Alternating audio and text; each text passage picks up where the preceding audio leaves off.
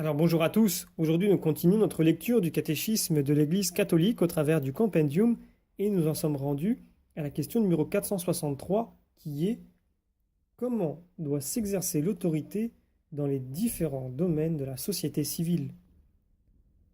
Alors une première réponse pour commencer. Elle doit toujours s'exercer comme un service, en respectant les droits fondamentaux de l'homme, une juste hiérarchie des valeurs, des lois, la justice distributive et le principe de subsidiarité.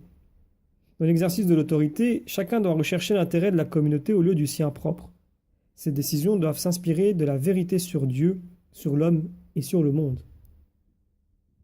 Alors pour étayer ces propos, prenons les paragraphes de 1234 à 2237 qui se trouvent sous l'intitulé « Les autorités dans la société civile ».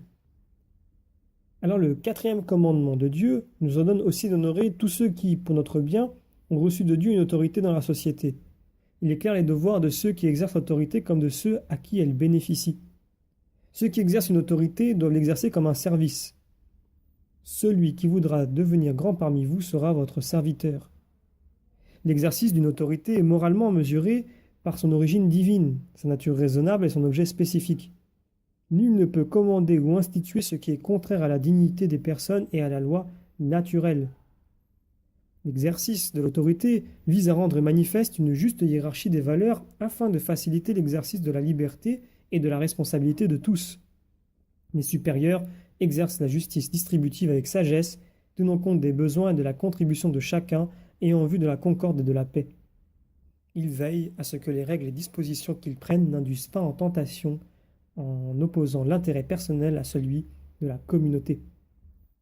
Les pouvoirs politiques sont tenus de respecter les droits fondamentaux de la personne humaine. Ils rendront humaine la justice dans le respect du droit de chacun, notamment des familles et des déshérités.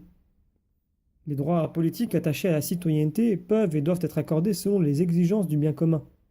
Ils ne peuvent être suspendus par des pouvoirs publics sans motif légitime et proportionné. L'exercice des droits politiques est destiné au bien commun de la nation et de la communauté humaine.